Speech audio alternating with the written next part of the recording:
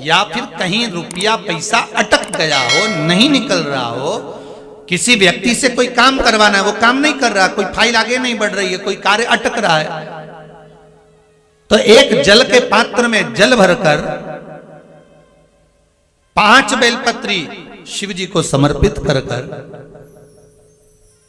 कुंदकेश्वर महादेव का नाम लेकर एक सफेद पुष्प बेलपत्री के ऊपर जो शिव जी को चढ़ाई है उस पर समर्पित कर जल जो लेकर गए हो, अपनी उस कामना को कर कि मेरा ये कार्य अटक रहा है, ये कार्य नहीं हो रहा, कुंदकेश्वर महादेव का नाम लेकर धीरे धीरे जल की धार चढ़ाइए। और एक बात हमेशा याद रखना, फिर निवेदन कर रहे हैं, अच्छे से समझ लेना, शंकर जी पर जब जल चढ़ता है, शिव जी का जब अभिषेक होता है, शंकर जी पर जब जल चढ़ाया जाता है, दूध चढ़ाओ, जल चढ़ाओ, कुछ भी चढ़ाओ, पर एक बात का स्मरण अपने जीवन में होना कि इतने ऊपर से मत चढ़ाना कि जल चढ़े और छींटे आपके ऊपर।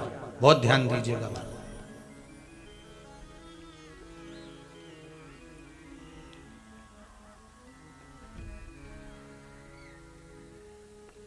यहां तो यहां तक वर्णन करा गया है कि शंकर जी का जल चढ़ा हुआ जहां से बहकर जाता है ना, उसको लांगा तक नहीं जाता। यहां लांगते हैं क्या? नहीं ना, परिक्रमा भी करेंगे तो वहीं से लौट कर वापिस डर जाएंगे। शिव जी का जहां से जल बहकर जा रहा हो, चढ़ा हुआ जल जहां से बहकर जा रहा हो, उसको लांगा तक नहीं जाता। और कई लोग बड़े बड़े आनंद में शंकर जी पे इतनी ऊपर से जल चढ़ाएंगे तो वो छींटे पूरे अपने ऊपर आना चाहिए, शरीर पर आना चाहिए। नहीं नहीं, उसका दोष है महाराज, उसका दोष है।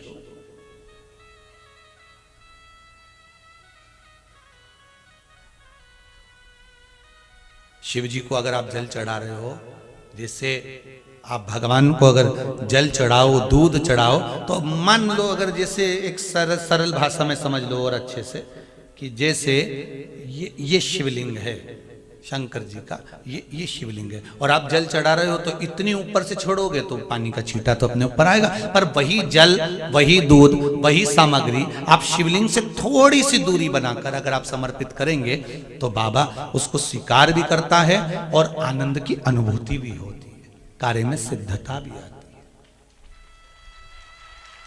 कार्य में उसकी सिद्धता भी होती है। अब तुम तो ऊपर से छोड़ रहे हो जिससे वो पानी तुम्हारे ऊपर ही आए, तो वो एक अलग प्रसंग है, बोलिए एक अलग विषय। बहुत ध्यान देना महाराज, भगवान को कभी भी कोई भी सामग्री, जैसे भगवान के मंदिर में अगर फूल चढ़ाने जा रहे हो, भगवान के मंदिर में अगर पुष्प समर्पित करने जा रहे हो, तो फूल का मुख अपनी ओर नहीं होना चाहिए। फूल का मुख कहां पर होना चाहिए? जम के बोलो जरा, भगवान की ओर।